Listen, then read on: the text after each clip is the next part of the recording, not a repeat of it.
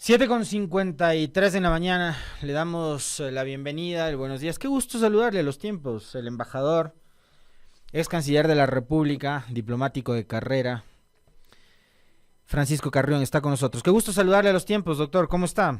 Ya de regreso en el Sí, país, me imagino.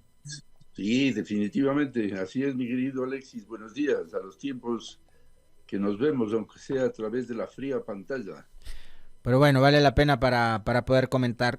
¿Cómo ha visto usted, digamos, la transición que ha habido entre el gobierno de Lasso y ahora el de Noboa, y si es que ha notado algún tipo de cambio, ya sea para bien o para mal, dentro del manejo de lo que es la política exterior, que es, digamos, el ámbito de su conocimiento, de su competencia y de su larga y dilatada experiencia, embajador? Bueno, la verdad es que la política exterior que estamos viendo en este gobierno es lamentable, es patética. Hay varias, he llamado en alguna columna que he escrito meteduras de pata que son muy dañinas para la imagen del país. Esta última de pedir por escrito, además, autorización al gobierno de México eh, a través de la embajada en Quito, autorización para ingresar y sacarle la embajada al señor Glass es una olímpica metedura de pata, como digo, porque eso no se puede hacer. El señor Glass está bajo la protección del gobierno y de la Embajada de México y eso no se puede de ninguna manera hacer y nada está contemplado al respecto en la Convención de Caracas del año 54 que regula el proceso Ujú. de asilo. Así que es lamentable, pero estamos quedando muy mal. Digamos, ese es uno de los últimos episodios. Vamos a ir conversando poco a poco de cada uno de ellos. También está, digamos, en la coyuntura la visita esta a Canadá y los intereses que hay detrás de las concesiones o los contratos mineros. Pero, digamos, esto último que usted acaba de mencionar es de lo más fresco. Y usted lo conoce además bastante bien porque vino pasando una larga temporada en México justamente como embajador y usted conoce mejor que yo y que nosotros cuál es, digamos, el manejo tradicional que tiene el Estado mexicano con respecto de el respeto a figuras como por ejemplo la del asilo, el refugio, indistintamente de cuál sea, digamos, el origen, nacionalidad y la afiliación política de la persona que sea beneficiaria de esta figura. México hay una tradición de muchos años de respeto justamente sobre esto. Y hay un asunto que a mí me ha llamado poderosamente la atención. Es esta declaración de Esteban Torres que se va convirtiendo en el vocero político y de casi todos los temas del gobierno, que ha dicho fue una medida de consulta, es algo así como era para ver qué pasaba.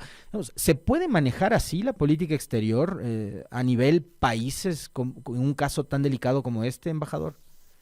No, de ninguna manera. La política exterior es una cosa extremadamente seria y que genera imagen y opinión en el exterior. Y en este caso particular, una imagen frente al Estado mexicano, país con el cual tradicionalmente, al margen de ideologías políticas, lo que fuere, hemos tenido siempre una excelente amistad y relación. De ahí que decir lo que usted me acaba de comentar, lo que ha dicho el señor, creo que es el viceministro Uh de -huh, gobierno, ¿no? uh -huh.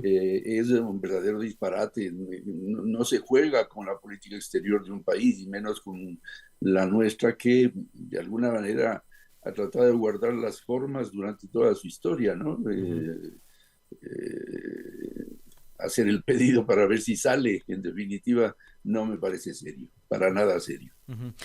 De ahí, valdría la pena, digamos, digamos, de alguna forma superficialmente tratar de entender también cuál es la condición del señor Jorge Glass dentro de la embajada, cuánto tiempo además podría tardarse en definir el Estado mexicano, si concede o no el asilo, y si además si eso ocurre al Estado ecuatoriano, lo único que le compete es brindar las facilidades y el salvoconducto para que el señor pueda salir del país. ¿O cómo ve usted esa resolución de esta Bueno, situación? el proceso o el procedimiento para obtener el asilo es casi diríamos muy simple. Una persona, en este caso el señor Glass, ingresa a la Embajada de México y solicita en la Embajada de México la protección del Estado mexicano y solicita a su vez el asilo diplomático. Uh-huh. El embajador, embajadora de México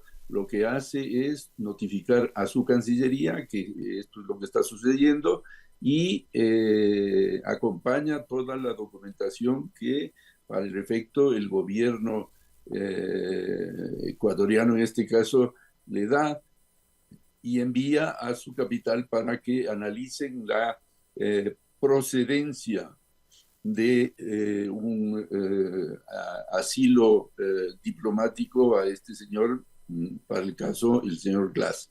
El gobierno mexicano analiza con detenimiento el pedido, las razones si justifican o no el pedido y en el caso de que el gobierno mexicano considere que sí es procedente, lo que hace es, a través de la Embajada de México en Quito, solicitar al gobierno ecuatoriano el salvoconducto correspondiente para que pueda ir volar a México para ser considerado como un asilado diplomático, político en ese país. Eso es simplemente de lo que se trata. Pero ahora, esto simple implica muchísimas complicaciones, porque de por medio está el hecho de que el gobierno ecuatoriano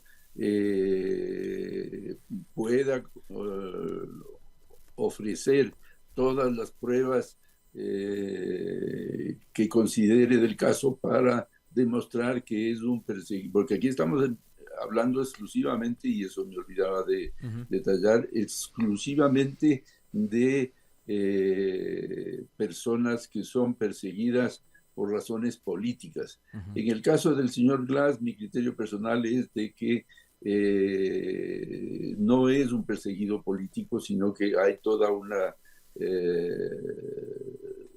serie de acusaciones judiciales, penales, a las que de las que debe él responder. Ahora, en cuanto a tiempos, el gobierno mexicano se puede demorar el tiempo que quiera para solicitar el asilo al gobierno ecuatoriano, eso por un lado. El gobierno ecuatoriano puede demorarse también mucho tiempo en contestar y bien puede suceder lo que ha sucedido en casos históricos. Tenemos a la mano el caso del señor Assange, que estuvo más de 5 años en la embajada nuestra en Londres, y ese fue en el sentido inverso al que estamos viviendo nosotros, porque ahora con el señor Glass, el caso era de una persona que estaba alojada o viviendo en la embajada del Ecuador, en este caso Londres. De tal manera que los tiempos aquí no son fijos, no están establecidos, y bien podría ser que México le conceda el asilo y pida el salvoconducto, y el Ecuador bien podría no responder y no darle el conducto el salvoconducto que está pidiendo México. Eso ya es una decisión política del gobierno, ¿no? Exacto, definitivamente, decisiones políticas de ambos gobiernos, ¿ya?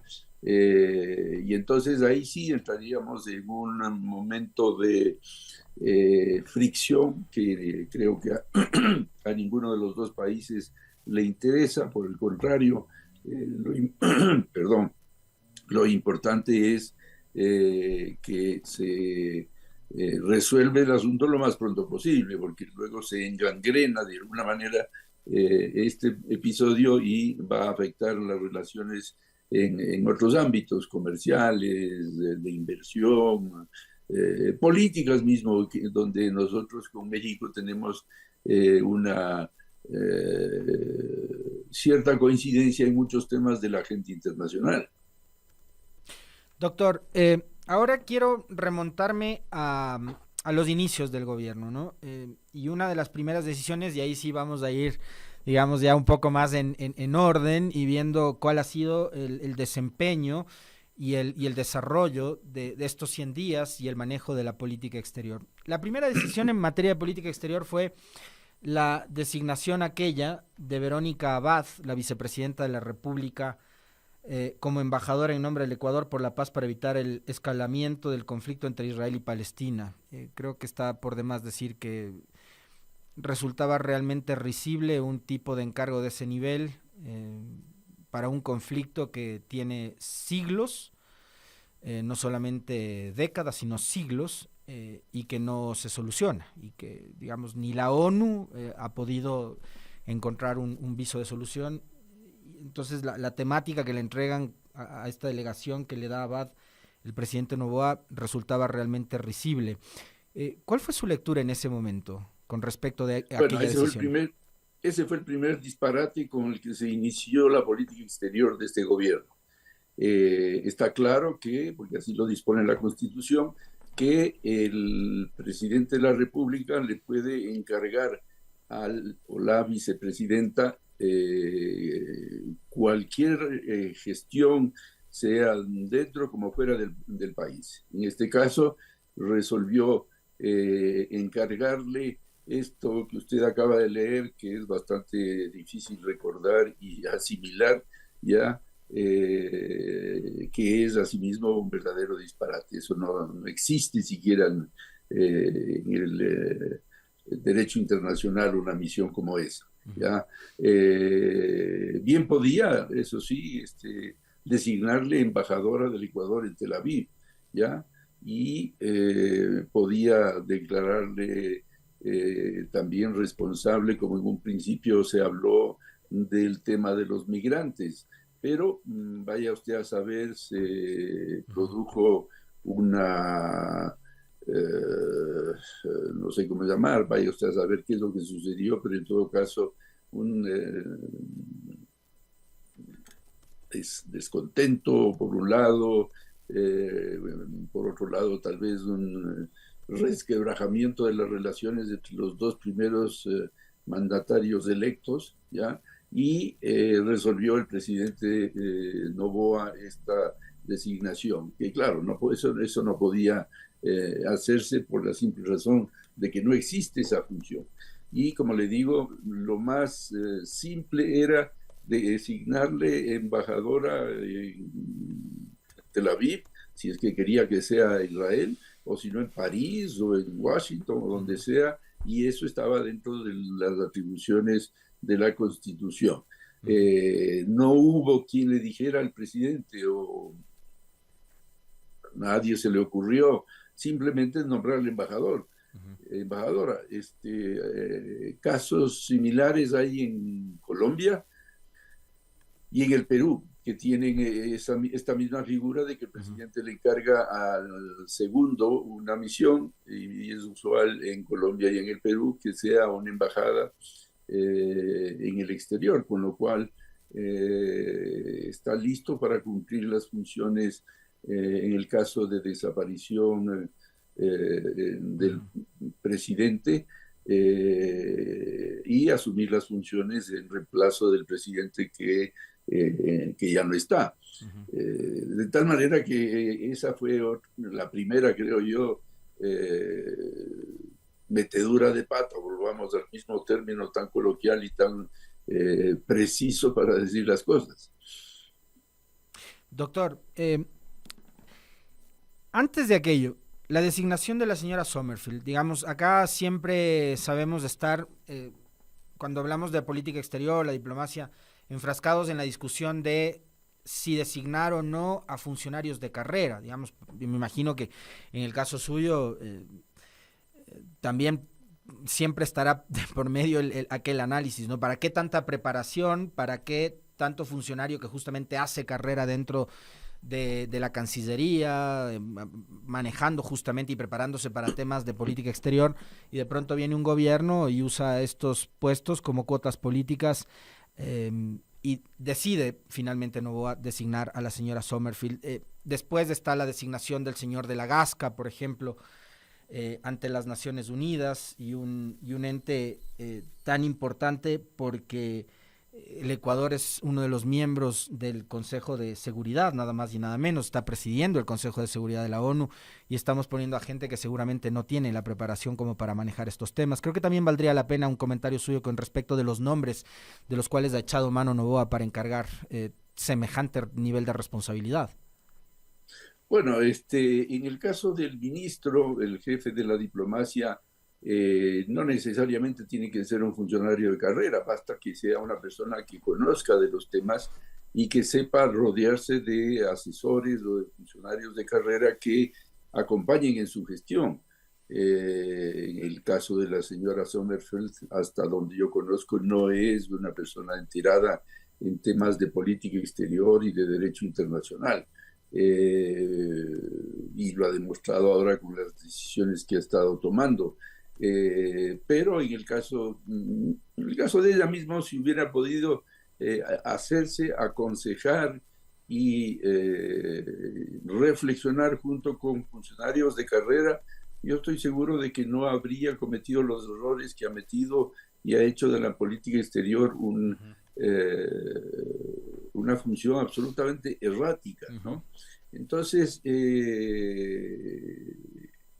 el caso del canciller es diferente. En el caso de los funcionarios, embajadores, vamos a decir, lo único que hay que hacer es cumplir con la ley. La ley orgánica del Servicio Exterior establece una cuota política de la que puede hacer uso. La señora Sommerfeld se siente orgullosa de que la cuota no ha sido sobrepasada, pero hay que tener en cuenta otros factores, que es la idoneidad de la persona, el prestigio y el conocimiento que tiene esa persona de política exterior y de derecho internacional. No va a nombrar usted a cualquier persona para que se haga cargo de una misión diplomática. Tiene que tener ciertos requisitos que enriquezcan, ¿ya? El equipo diplomático del país. Parecería que usted ha citado el primer caso y el más llamativo, el del embajador ante Naciones Unidas en Nueva York, el señor de la Gasca, que ni bien fue designado, asumió al día siguiente y debió asumir la presidencia del Consejo de Seguridad, que no es poca cosa, ¿no? Es ahí donde peca la política exterior de la señora, es decir, del gobierno ecuatoriano a través de la señora Sommerfeld. Las personas que son las seleccionadas para ocupar estos casos, estos cargos, estos puestos, ¿no? Y es ahí donde peca, creo yo, los grandes errores que se ven y que perjudican al Ecuador en definitiva, ¿no? Doctor, usted ha dicho la designación de la señora Abad fue el primer disparate de la política exterior del gobierno de Noboa, pero probablemente el mayor disparate de todos fue el impasse provocado con Rusia, ¿no? Que, digamos, a partir de un anuncio anticipado del supuesto envío de chatarra, decían unos, fíjese usted que aquel funcionario estadounidense, Sullivan, nunca se refirió a chatarra, dijo que era equipo militar para la guerra de Ucrania con Rusia de parte de Ecuador, y después finalmente nunca se concretó el envío. De por medio estuvo el impedimento de que ingresen 5 empresas exportadoras ecuatorianas de banano a Rusia. que tenía que ver con asuntos fitosanitarios, pero que después terminó involucrándose también en el asunto político y demás. ¿Cómo entender este impasse? ¿Cómo lo vio usted? Y si hubo o no, como algunos señalan, una gran intervención de la canciller Sommerfeld para tratar de resolverlo una vez que decidieron decir, no, mejor ya no enviemos, sea chatarra o no sea chatarra, finalmente, estos equipos a Ucrania, y con eso nos evitamos el conflicto, a pesar de que los Estados Unidos ya contaban, digamos, con esa señal de buena voluntad del Ecuador para Ucrania. Bueno, la verdad es que ese fue quizás hasta el momento el más complejo, complicado y grave de los errores cometidos por este gobierno. Dejemos de lado lo de México porque está en desarrollo, no sabemos en qué va a terminar, pero este fue muy grave en la medida en que afectó directamente a la economía del país. O finalmente me parece que no llegó a afectar porque el gobierno ecuatoriano reculó al darse cuenta del error garrafal que había cometido. Es otro disparate, quizás el más importante hasta el momento, en la medida en que muy olímpicamente resolvió dar esta supuesta chatarra de la época soviética y más reciente de la época rusa como parte de un acuerdo con Estados Unidos. Usted sabe, aquí entre paréntesis, todo acuerdo internacional tiene que pasar por la Cancillería ecuatoriana, es decir, que observar que la Cancillería no conocía de este acuerdo también es un error. La Cancillería debía conocer y es la encargada de los acuerdos internacionales. Entonces, es elemental en este tipo de acuerdos donde se habla de material bélico que si entra dentro del paquete, vamos a decir, un acuerdo donde se va a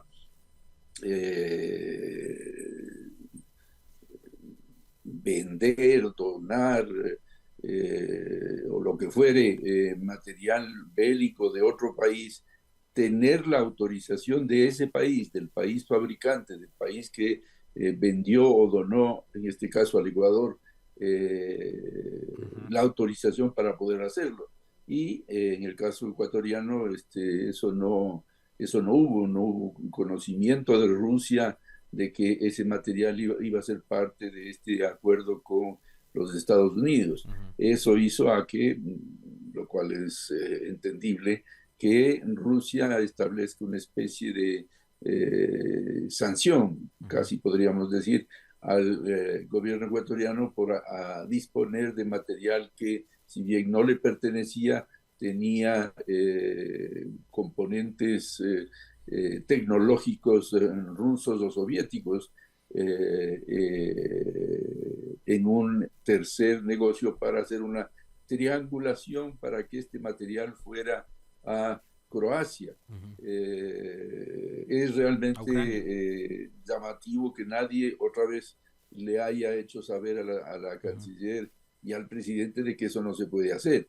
Y nos vimos en una situación tan incómoda de que Rusia hizo una observación muy clara que fue la suspensión de la importación de banano por un lado y de flores por otro, que entiendo que no ventajosamente comprendieron el error que habían cometido y este impedimento no llegó a concretarse. Pero eso le demuestra en suma que la Cancillería está siendo manejada de una manera realmente sorprendente en el sentido de cometer error tras error que le hace mucho daño al Ecuador en términos de política interna y también, obviamente, en términos de política exterior, pues la imagen del país queda muy golpeada.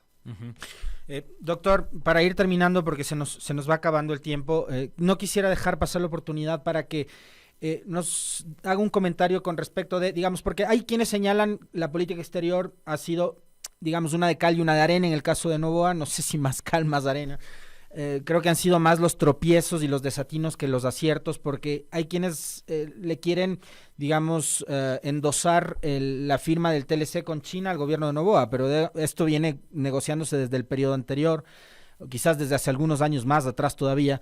Um, ¿Qué decir de eso? Primero, ¿no? Yo creo que siempre está bueno abrir mercados, siempre y cuando veamos que las condiciones para los productores nuestros y para la economía del país, tomando en cuenta las asimetrías que hay entre un mercado de 1.500 millones de consumidores y nosotros, me parece que está bueno abrir oportunidades para los productores de Ecuador también, sí es verdad, pero siempre y cuando se revisen las condiciones, ¿no? Y las condiciones para nosotros indudablemente no son las mismas que para China. Por un lado eso, y lo otro, ese tipo de decisiones en el momento que está viviendo el mundo entero, con un conflicto que no hay solución entre Palestina e Israel, un conflicto entre Rusia y Ucrania que podría escalar tras las amenazas de los gobiernos de Europa, como Francia, por ejemplo, como la misma Alemania. Podría ser esta una escalada sin precedentes. Hay quienes ya se arriesgan a hablar de una tercera guerra mundial.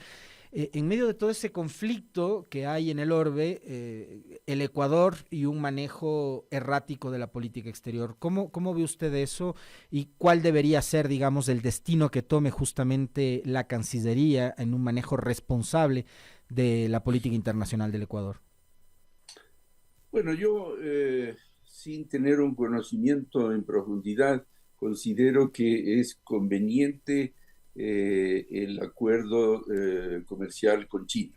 Estamos abriéndonos a un mercado enorme, más de 1.200, 300 personas, y aquí es donde usted siempre habrá oído que el comercio libre, un llamado al comercio libre por parte de los emprendedores, empresarios ecuatorianos, y ahora está el mercado con China abierto totalmente y es ahora donde debería verse la capacidad del sector privado ecuatoriano para utilizar esa gran ventaja que significa un mercado tan grande, ¿no? Uh-huh. Yo lo que veo ahí, sin el conocimiento en profundidad del convenio, puesto que es un convenio muy complejo, yo creo que hay condiciones favorables para el Ecuador, tanto muchos productos que vienen de China, porque hay que tener presente que es un convenio de doble vía, ¿no? Es decir, Uh-huh. entran productos chinos acá también, así como entran productos ecuatorianos a la China. Entonces, es un desafío para el sector privado ecuatoriano para vender los productos que tiene a la vista, ¿no? Y vamos a ver, porque eso sabemos bien, la agresividad de los chinos en la venta de sus productos, Uh-huh. si es que ellos sacan mayor ventaja. Yo estoy convencido, porque eso se ha aprobado en otros tratados de comercio internacional, por ejemplo, con Europa nos hemos beneficiado con 400 millones de dólares anuales Uh-huh. con la apertura mercado, del Tratado de Mercado Libre Uh-huh. Con la Unión Europea. con Europa, con el mercado europeo. Y lo mismo con otros acuerdos que, si bien son pequeños en la medida en que tienen mercados poblacionales mucho más pequeños, hay una ventaja porque está ahí la posibilidad. Y lo que hay es que aceptar ese desafío y sacarle provecho. Yo confío que, por ejemplo, ya vemos como el camarón es el primer producto de exportación a China, inclusive con los aranceles que tiene ahora. Ya quiero ver cómo va a ser eso si no hay aranceles para esos productos. No sé si seamos capaces, por la capacidad de producción que tenemos, de inundar de camarón ecuatoriano al mercado chino. Uh-huh. Sería fantástico, ¿no? Lo mismo con el banano. Y así, hay varios productos, pero lo que tenemos que buscar es que estos productos incorporen un elemento adicional que sea, que no sea simple commodity, ¿no? Sino que también incorpore tecnología y que eso le añada precio, por un lado, y que permita que se incrementen, porque en el fondo de eso se trata, incrementen empleo en el Ecuador. Y ahí es donde vamos a sacar realmente beneficio nosotros los ecuatorianos. Eso es sin ninguna duda.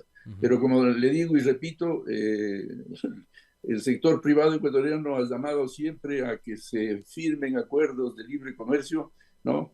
Y ahora que se firman, vamos a ver, demuestre el sector privado ecuatoriano su capacidad para sacar provecho en este caso China, que es un tamaño gigantesco, beneficio para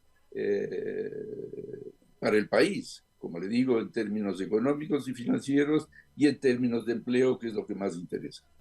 Yo me quiero quedar con esta última reflexión que hace el embajador Francisco Carrión con respecto de que el sector productivo debería estar a la altura de las circunstancias en este momento para sacar el mayor provecho posible para el país, no solamente para cada una de las empresas y los empresarios que estaban empujando y, digamos, impulsando la aprobación de este TLC, sino para ver si están en condiciones de entrar a competir con un mercado como el chino, ¿no? Hablamos de un mercado de consumidores de 1.500 millones de habitantes, pero también con una gran capacidad para producir y para invadir el mundo entero con sus productos, incluido, por supuesto, el Ecuador.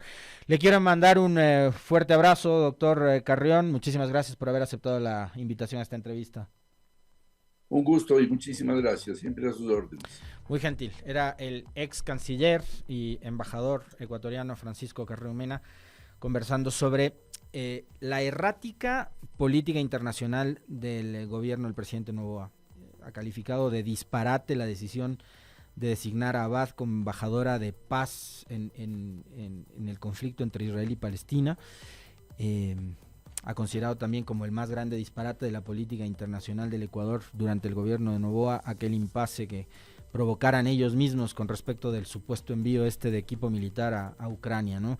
Así que ahí están las valoraciones y los criterios de Francisco Carrión, quien también considera un desatino la actuación de la Cancillería frente a la situación por la cual atraviesa en este momento Jorge Glass, quien está en condición de asilado en la Embajada de México en el país. Digamos, hay un precedente nefasto además, ¿no? Yo coincido con el criterio de quienes, entre ellos el expresidente Correa, de que había, o seguramente hay gente en el gobierno que cree que el gobierno de AMLO, de Andrés Manuel López Obrador, es igual de pusilánime que el gobierno de Moreno, que dejó que entre la Scotland Yard, la policía de Inglaterra, del Reino Unido, a la embajada de Ecuador en Londres a sacar a rastras a Assange. Eso no hace un país soberano, y en el gobierno de Moreno no era un país soberano. Jamás iba a ser eso el gobierno de México, sea, creo yo, Andrés Manuel López Obrador o cualquier otro. Incluso Peña Nieto creo que no hubiera permitido que pase algo como lo que delirantemente se le ocurrió a algún brillante asesor de la Cancillería en estos días.